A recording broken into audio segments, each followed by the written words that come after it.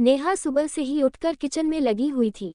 नाश्ते से लेकर चाय और फिर दोपहर के खाने की तैयारी में उसके हाथ पके चूल्हे से भी ज्यादा गर्म हो चुके थे। अंश हमेशा की तरह अपने कमरे में लैपटॉप पर काम कर रहा था और रिया, अंश की बचपन की बेस्ट फ्रेंड, जो अब कुछ दिनों के लिए उनके घर आई थी, वो तो जैसे बस इस दुनिया से बेखबर थी। नेहा ने एक बार चुपचाप झांका। रिया सोफे पर पसरकर फोन में स्क्रॉल कर रही थी, बीच बीच में खिलखिला भी रही थी, जैसे कोई कॉमेडी शो चल रहा हो। नेहा ने मुंह बिचकाया लेकिन कुछ कहा नहीं, पर जब सब्र का बांध टूट गया तो वो सीधे अंश के कमरे में पहुंची। देख रहे हो अपनी फ्रेंड को?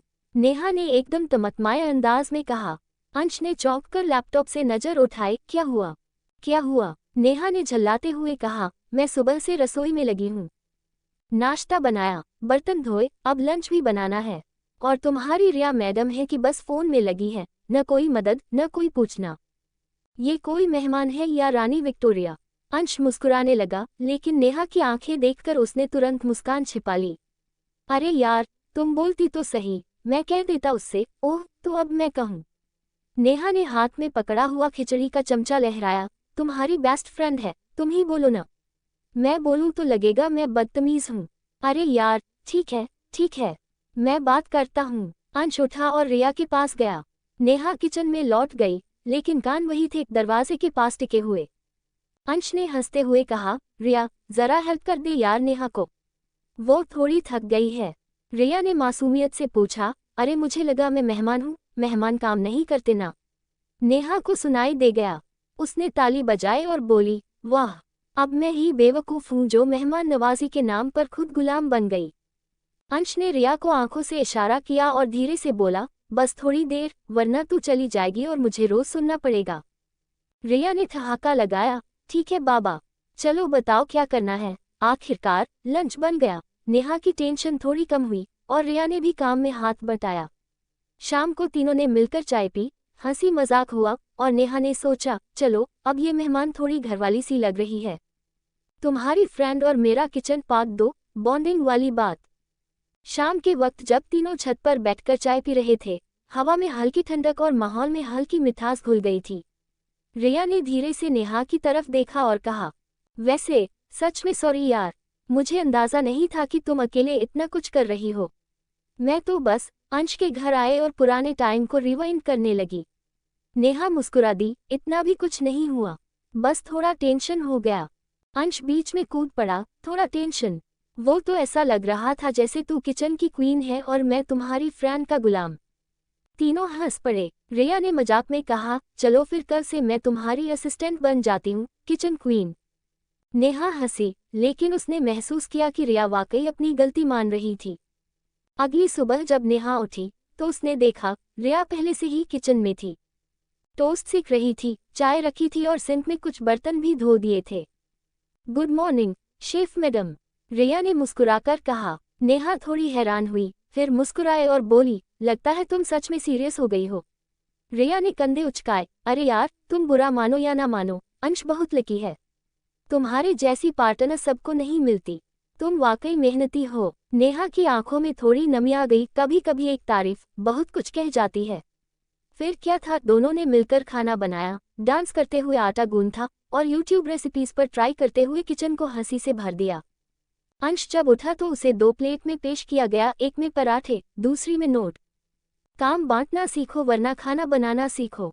अंश ने सिर पकड़ लिया, अब ये दोनों मिल गई, मेरा क्या होगा? कभी कभी एक छोटी शिकायत एक बड़ी दोस्ती की शुरुआत बन जाती है। तुम्हारी फ्रेंड और मेरा किचन पार्ट 3, प्लान नंबर 420। अब जब रिया और नेहा के बीच दोस्ती परवान चढ़ चुकी थी, तो दोनों ने मिलकर एक मिशन शुरू किया, अंश को सबक सिखाना मजेदार तरीके से। एक दिन रिया ने नेहा को आंख मारी और बोली, आज कुछ तूफानी करते हैं, थोड़ा मजा आ जाए ना, वरना अंश को तो लगता है हम दोनों उसे बहुत प्यार करते हैं, थोड़ा डर जरूरी है। नेहा ने पूछा, क्या सोच रही हो? रिया मुस्कुराई, प्रैंक टाइम। प्लान कुछ यूं बना, रिया अंश से कहेगी कि वो उसके लिए कोई सीरियस फीलिंग्स रखती है, जो सालों से छुपा रही थी। और अब जब वो शादीशुदा है, वो बस ये सब बोलकर शहर छोड़ने जा रही है। वहीं नेहा भी पूरा एक्ट करेगी, एकदम ड्रामा क्वीन स्टाइल। अगले दिन सुबह रिया आंखों में आंसू लिए अंश के सामने खड़ी हो गई। मुझे तुमसे कुछ कहना है अंश, सालों से छुपा रही थी। अंश हक्का बक्का, क्या हुआ रिया? मैं तुमसे प्यार करती हूँ, बचपन से, और जब तुमने नेहा से शादी की तो मैं टूट गई थी। पर अब और नहीं, मैं जा रही हूँ, हमेशा के लिए। अंश के तो होश उड़ गए। क्या रिया, ये सब, तुम पागल हो गई हो क्या? इतने में नेहा ने आकर एकदम चुपचाप कहा, मैंने सब सुन लिया। अब जब सच्चाई सामने आ ही गई है तो मैं भी कुछ छुपाऊंगी नहीं। अंश अब दोनों को देखता रह गया, जैसे कोई मूवी चल रही हो। तुम दोनों सीरियस हो? उसने कांपते हुए पूछा। रिया ने कहा, हाँ, और मैं जा रही हूँ, लेकिन इससे पहले। नेहा ने आगे बढ़कर रिया को एक प्यारा सा हक दिया और दोनों जोर से हंस पड़ी। बोट यू, मिस्टर अंश, रिया चिल्लाए। अंश की आंखें फैल गईं। क्या ये सब झूठ था? नेहा हंसते हंसते बोली, हाँ, अब पता चला ना, दो लेडीज के बीच फंसने का मतलब क्या होता है। अंश ने सिर झुकाया। तुम दोनों बहुत खतरनाक हो, रिया ने टोका। हाँ, और अगली बार अगर घर के कामों में हाथ नहीं बटाया तो अगला प्लान और भी खतरनाक होगा। कभी कभी एक छोटी शरारत रिश्तों में हंसी और प्यार दोनों ले आती है। तुम्हारी फ्रेंड और मेरा किचन पार्ट 4, बदला एक्सप्रेस। प्रैंक के बाद से अंश कुछ ज्यादा ही शांत था। हंसा नहीं, गुस्सा नहीं, बस चुपचाप काम कर रहा था। रिया और नेहा को शक हुआ, मगर दोनों ने सोचा चलो आज शायद कुछ काम का प्रेशर होगा। पर अंश के दिमाग में कुछ और ही चल रहा था। तीसरे दिन उसने अपना मास्टर प्लान एक्टिवेट किया। सुबह उठते ही उसने रिया और नेहा को ब्रेकफास्ट बेड पर सर्व किया, जूस, टोस्ट, ऑमलेट, दोनों हैरान। अरे वाह, आज सूरज पश्चिम से निकला है क्या? रिया ने चुटकी ली। अंश मुस्कुराया, नहीं नहीं, अब मुझे समझ आ गया है कि घर में शांति कैसे रखी जाती है। अब से मैं पूरा ध्यान रखूंगा। नेहा थोड़ी इमोशनल भी हो गई। अच्छा है, लगता है हमने सबक सिखा ही दिया। लेकिन शाम को जब दोनों लड़कियां वॉशिंग मशीन ऑन करने गईं, तो सारे कपड़े गुलाबी हो चुके थे। रिया चिल्लाए, अरे ये क्या, मेरी वाइट ड्रेस गुलाबी क्यों हो गई? नेहा भी चौंकी, ये तो मेरी वाइट चादर थी, ये रंग कहाँ से आया? तभी अंश मुस्कुराता हुआ आया, हाथ में एक गुलाबी रुमाल लेकर। छोटा सा बदला, बस एक लाल रुमाल रह गया था मेरी जेब में, भूल गया निकालना। दोनों ने उसे घूरा। और हाँ, अंश ने आंख मारी, डिनर में स्पेशल पास्ता बना है, मैंने ही बनाया है। टेस्टी लगे तो बताना, वरना फिर कल से खुद बनाओ। डिनर टेबल पर पास्ता इतना तीखा था कि नेहा और रिया दोनों को एक एक गिलास पानी पीना पड़ा।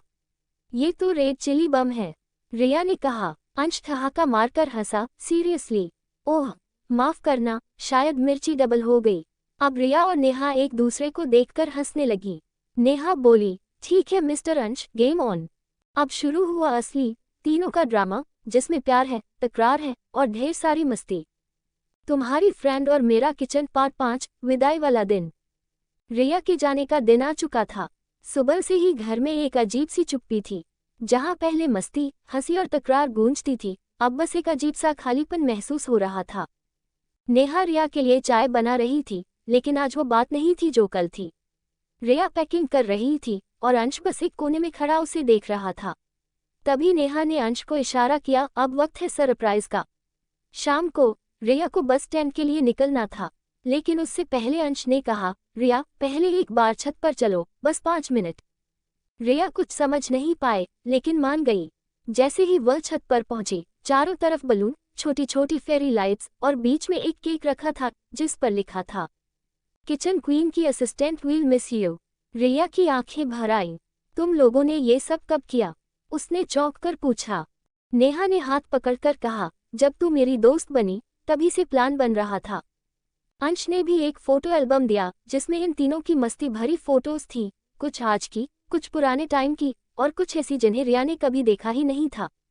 फिर नेहा ने एक छोटा सा गिफ्ट बॉक्स आगे बढ़ाया, इसमें हमारी किचन टीम की एक यूनिफॉर्म है, सिर्फ तेरे लिए। रिया ने बॉक्स खोला, उसमें एक एप्रन था जिस पर लिखा था, शेफ रिया बेस्ट गॉसिप पार्टनर एवर। अब तो रिया रो पड़ी, हंसते हुए, आंसू पोंछते हुए, तुम दोनों दुनिया के सबसे पागल और सबसे प्यारे लोग हो। बस स्टैंड पर जब रिया जाने लगी, नेहा ने उसे गले लगाया और कहा, अब जब भी घर आओ खाली हाथ मत आना, पराठे बनवाऊंगी तुमसे। अंश ने चुटकी ली, और मिर्ची पास्ता नहीं भूलना। रिया हंसते हुए बस में चढ़ी और जाते जाते सिर्फ एक बात बोली, तुम्हारी फ्रेंड अब सिर्फ तुम्हारी नहीं रही, अब वो हम दोनों की है। कुछ रिश्ते खून के नहीं होते, लेकिन दिल से जुड़ जाते हैं, जैसे किचन में बनी कोई स्पेशल रेसिपी। सारांश, तुम्हारी फ्रेंड और मेरा किचन एक हल्की फुल्की भावनात्मक और हंसी ठिठोली से भरी कहानी है, जिसमें नेहा, अंश और रिया तीनों के बीच के रिश्ते को दिखाया गया है। कहानी की शुरुआत एक शिकायत से होती है। नेहा को लगता है कि अंश की बचपन की दोस्त रिया सिर्फ बैठी रहती है और घर के कामों में मदद नहीं करती। लेकिन धीरे धीरे वो शिकायत दोस्ती में बदल जाती है। फिर होता है एक प्रैंक, फिर बदले का प्रैंक, और उसके बाद एक इमोशनल विदाई, जहां रिया को एहसास होता है कि ये घर उसका भी घर बन गया था। निर्णय। ये कहानी हमें ये सिखाती है कि रिश्तों में ईगो से ज्यादा जरूरी होती है संवेदनशीलता और समझदारी। एक छोटी सी बातचीत या गलतफहमी भी अगर प्यार और हंसी के साथ सुलझाई जाए, तो वो रिश्तों को और गहरा बना सकती है। कभी कभी तुम्हारी फ्रेंड जैसी बातें भी हमारी जिंदगी का हिस्सा बन जाती है, बस दिल से जगह देनी होती है। कहानी अच्छा लगे तो लाइक शेयर कमेंट जरूर करें। धन्यवाद।